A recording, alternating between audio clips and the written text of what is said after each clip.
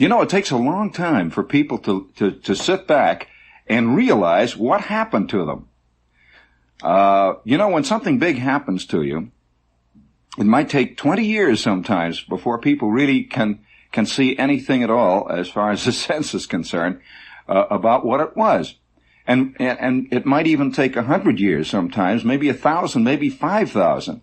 But we're living today in times that I think are marked by one specific interesting development that has no parallel historically, none whatsoever.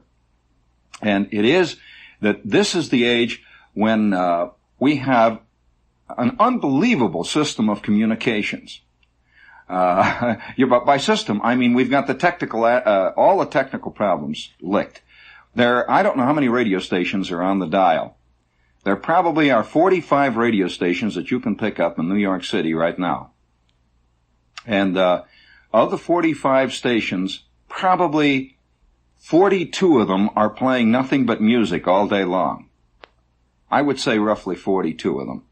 And what is probably even more significant, out of the 42 that are playing music all day long, probably out of the 42, possibly 39 are playing the same records simultaneously.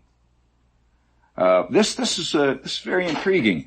What it really means is that there's actually just about 1 1/3 radio stations on the air when it comes to actually giving you anything at all what they're broadcasting. If there are 17,000 men all hollering whoopee, there might as well be one man just standing there hollering whoopee. As far, it's just this thing I was wondering what was going on here. There, are we back? Now, you got television stations. We got 7 television stations, and you get 35 versions of Naked City, 22 versions of Ben Casey, at least 115 versions of High Noon. All of them being played simultaneously, you see. Now what is significant about this to me is the fact that we have all these things by which we can say things, but nothing is being said. Nothing. Even when the news comes on. So the guy comes on with the news, he'll start out, most newscasts will start out with discussing the weather, which you have lived with all day anyway. There's hardly a newscast today, but what doesn't open up? Say it's 4:00 in the afternoon. Well, now you've been up and around all day. You've been out in the world, you've looked out of the window, and the newscaster will come on, and he will say, the temperature at 4 p.m. is 38 degrees. The climate looks like it's going to be cloudy. It is raining in Times Square. It is 41 degrees. Well, now, he's not saying anything that everybody knows. They know up to a point. Now, if he was announcing that there's going to be a tornado, or that the tornado is about to hit, or an earthquake is about to occur, maybe that might be different. But it goes on and on and on. It's great melange. Well, when I was a kid, now I hate to use that term, I was witness to a thing. The time that it actually happened. We live in days, you'd be surprised at the number of people who will call up and complain if you say something on the radio that goes against their accepted beliefs, their philosophy, their religion, or whatever it might be. If you use this communication medium to communicate, boy, do people get mad. Wow. They really get teed off. And so, in the end, I think most people have abdicated. They don't communicate at all. They just entertain. So they'll put on Norman Luboff choir records, give you the time, the temperature, and the station break, and that is called communication. Day in and day out, day in and day out. And the equivalent of it, of course, on television is to play any one of 4,000 varieties of Maverick and Rawhide that you can find, and intersperse that with Priscilla Lane movies and a few film commercials for that little old friendly winemaker, and you got yourself a TV station. You're in business. That's all you need. You'd be surprised at the number of TV stations that don't even have guys on their payroll that talk. They don't do anything. They just put film in the slots, and grind it up. And so we got this thing going. Well, I'm going to tell you a story about amateur radio tonight. Now, there's a part of radio that a large number of you probably don't know anything about. And when it comes to radio, you probably don't even know much about the radio you're listening to, how it works. You probably don't even know how radio... Well, I'll tell you, I'm continually surprised. People will call up WOR and complain about a program that's on WMGM.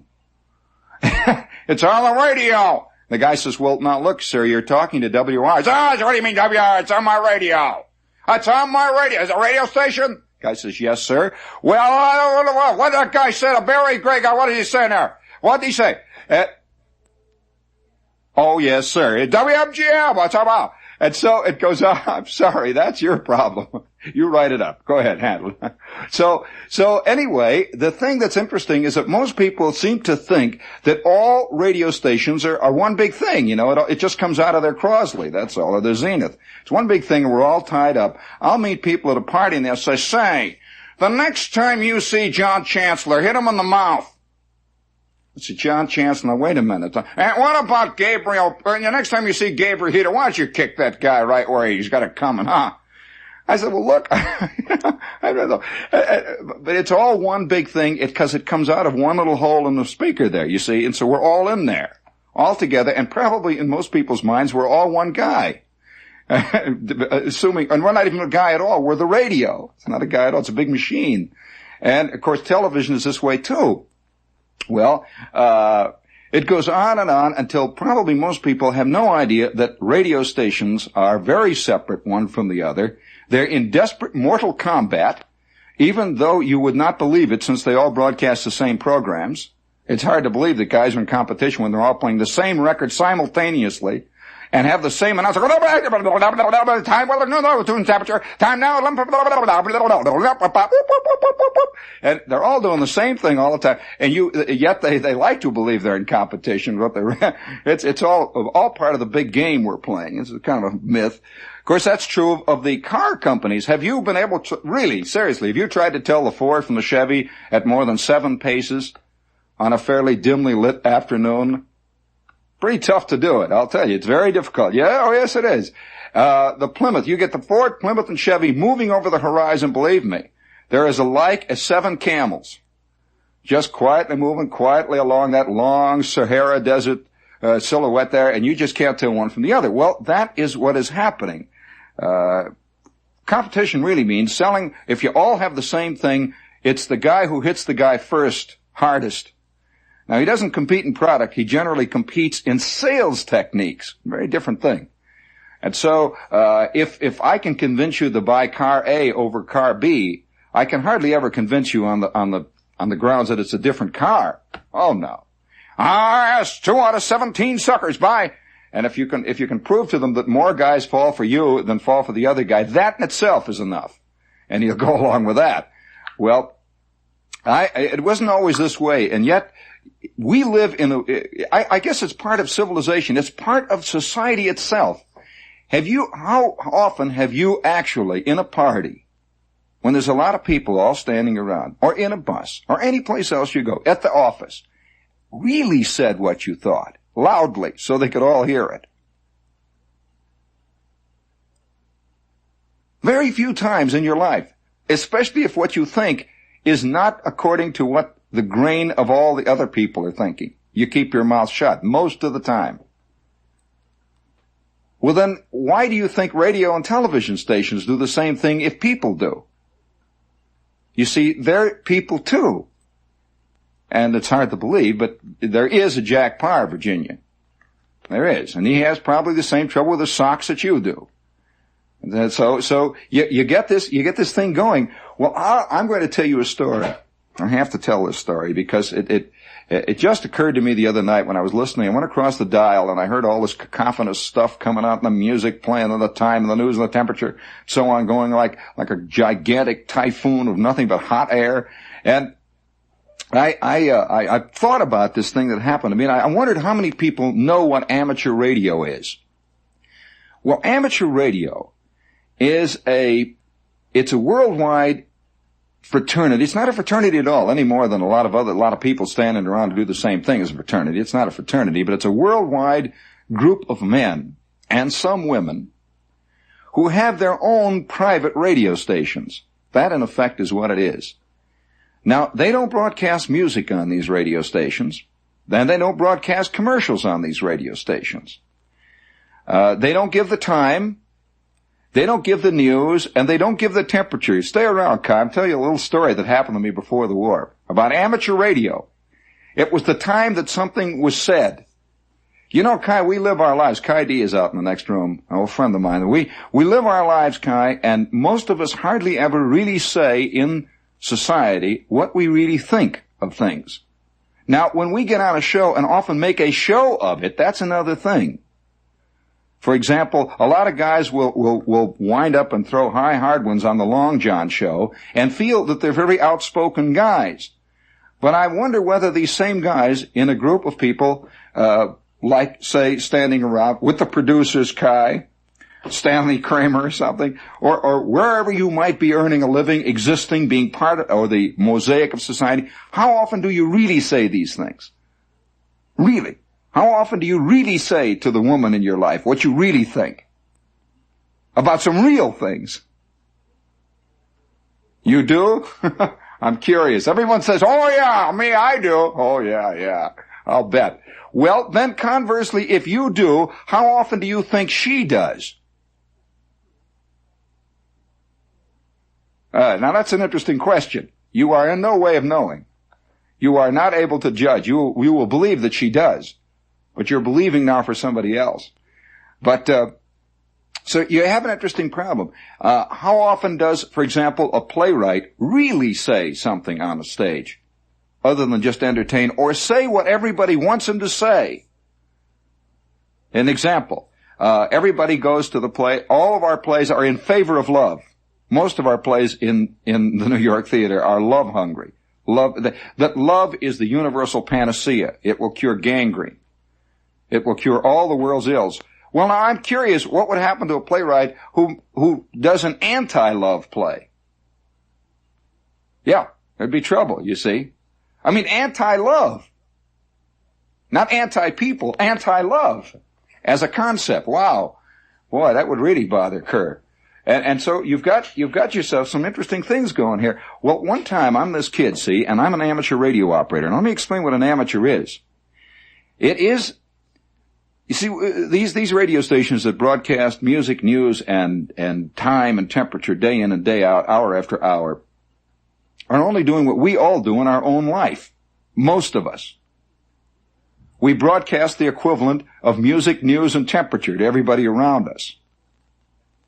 And it's always the same music. Just like one radio station, all the way down the line, you can go 27 stations, they're all playing the same records. 27 guys all in a row are saying the same things. They're playing the same music. And so each individual is a radio station. And it's pretty interesting what he broadcasts. It's fascinating to see how often he will avoid controversy.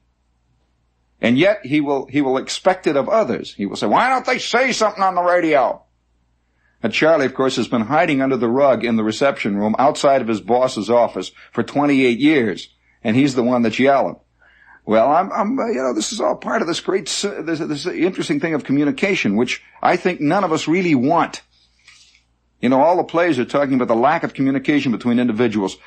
Would you really like to know what your wife thinks of you? Really? You would? I'm curious. Maybe that, that's a quick answer you give. Or I don't know. Would you really like to know what you think about peace? You would. Would you really like to know what you think about integration? Really? I'm not so sure you even want communication with yourself, Ed. This is all part of communication. And so one time I'm this kid, you see, and amateur radio consists of this. All over the world, there are people who have their own radio stations. And this is amateur radio. They cannot accept commercials. They don't do any commercial work. And they broadcast internationally. Also, they broadcast locally, depending on the bands you're on.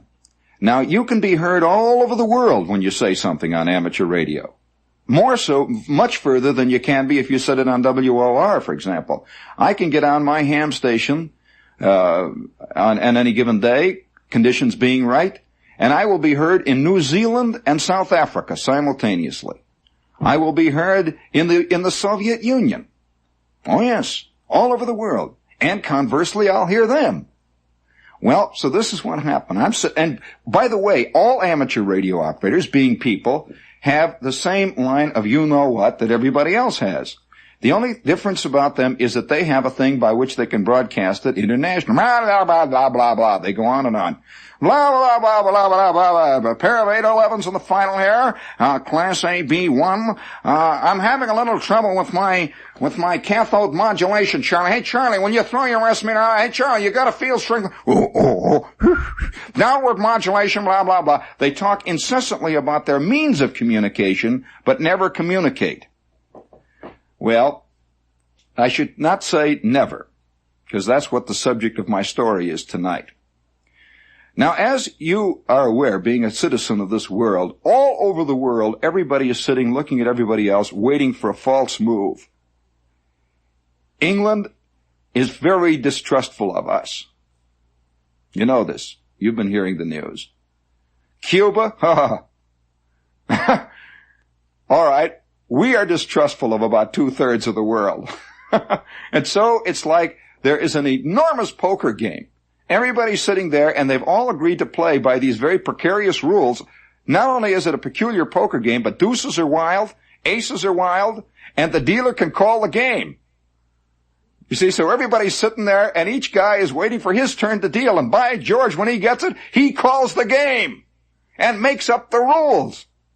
And then all the rest of the players sit there with poker faces. All right, we'll go with them. And then they get the deal, and then look out.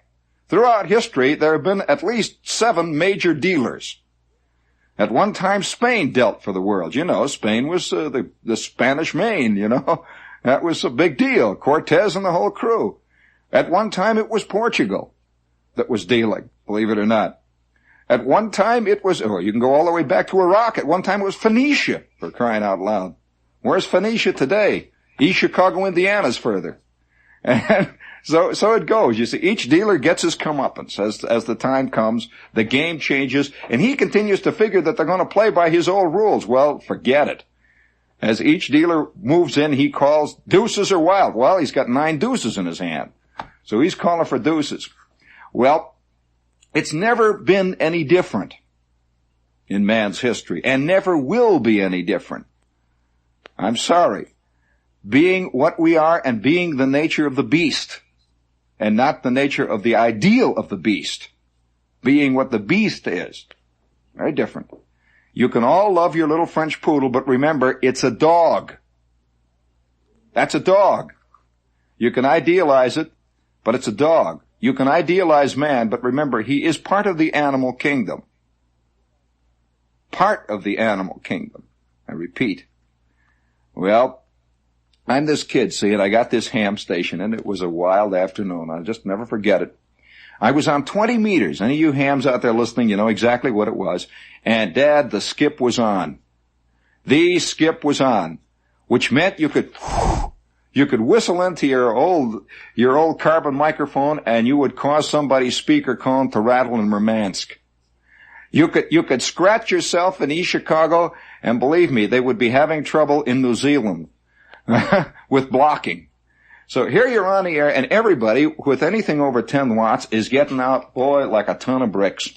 It was one of those great days. It's like fishing, and suddenly all the fish have decided that the only thing they want to eat are worms on hooks. That's all. And they want to eat them now, and everybody's sitting there with baited hooks, and they got worms. And everybody's catching everything in sight. An unbelievable day. Well, I get on the air. It's about 4 o'clock in the afternoon, so I fire up, and I whip my receiver across the band, and boy, it's coming in like mad. I'm hearing everything in the world coming in, and beautiful. No QRM, nothing. Everything is clean, coming in fine as South Africa, England, GM, that's Scotland. I'm hearing D's, Germany, by the way. That was in Hitler's day. That was just before the war. The D4s are on. I'm calling to CQ, hello, CQ, D4AZB, D4AZB in Berlin calling CQ. You'd hear them all the time, the Germans on the air. And here's the Germans calling CQ. You'll never guess what was on. And at that same time, the PA0s were on. Holland was on. The F8s were on. France. All the hams are sitting there talking. It is before the war. It's like 9 minutes before the Germans marched into France. It is like 17 minutes before they blew Rotterdam off the face of the earth. And before everything, but everybody's talking. It had not happened, see? And so I'm sitting there and I'm a kid, I'm tuning across the band and I hear all these guys talking. Now, generally speaking, hams never say much except about what their equipment is. Well, I'm going across the band, I call a CQ, guy comes back to me in Scotland. Isn't very good here. That sort of thing. And we're talking a little bit back and forth, and he says, man, it's an excellent condition this afternoon. It's coming very well, actually, old man. That's fine. By the way, most of the Scotsmen that I have talked to on the air do not sound like Harry Lauder. They don't at all. They sound more English than the English, quite often. And so back and forth we're going. Well, I'm talking to a guy was a Belgian. And the Belgian said to me, he said, have you heard the ruckus that's going on at the high end of the band? And I said, ruckus? What do you mean? He said, this is a very, very difficult discussion going on at the high end of the band. I said, difficult discussion going on at the height of the band. I'm talking to a guy in Brussels. He said, yes, you got to tune up there, old chap. Well, I said, all right. So and you should have heard it. It apparently started with a guy in South Africa on the air talking to somebody in England. Apparently these two guys got talking about politics, which is quite rare. And it turns out that the guy in South Africa was a Nazi, and the guy in England was an Englishman, which is a religion in itself. And so the guy in South Africa said some kind of a remark to the guy in England, and suddenly a voice came on, and it is a guy in France, and he says, tell him, old man. And then somebody came in and says, so's your old man, you crummy Frenchman. Comes on the middle of the Frenchman signal, and it turns out that it was a gigantic World War II broke out on the amateur bands. It was just guys yelling at each other over the entire face of the globe. Guys in Australia were getting in the act and were hollering at the guys in Germany. The guys in Germany were hollering at the guys in Holland. The guys in Holland were hollering at the guys in France. Why don't you do something about them? Look what you're doing. And the guys in France were saying, yeah, what are you talking about? And the guys in England were saying, fellows, this is getting a little out of hand, fellows. The Englishmen, of course, were trying to calm everybody down. And guys in America were continuing to talk about a pair of 811Ds in the final. The temperature here, fellows, about 47 degrees. And you could just hear this thing going higher and higher and higher. And then, just like a blanket, everybody realized what he was doing. It was for that one moment, everybody was saying what he really thought of everybody else. Up to this moment, everybody was friendly on the handbands. There was a dead silence. The whole band cut off for about 20 minutes.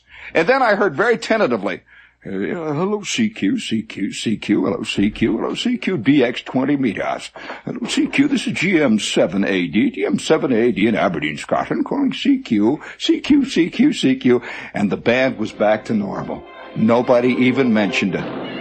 It was like the big fight at Thanksgiving Day in the family. When everybody finally gets mad at Aunt Teresa, Uncle Fred falls down the stairs dead drunk, and they all agree, without saying a word, to never mention it again until the first shot rings out, and then we're ready.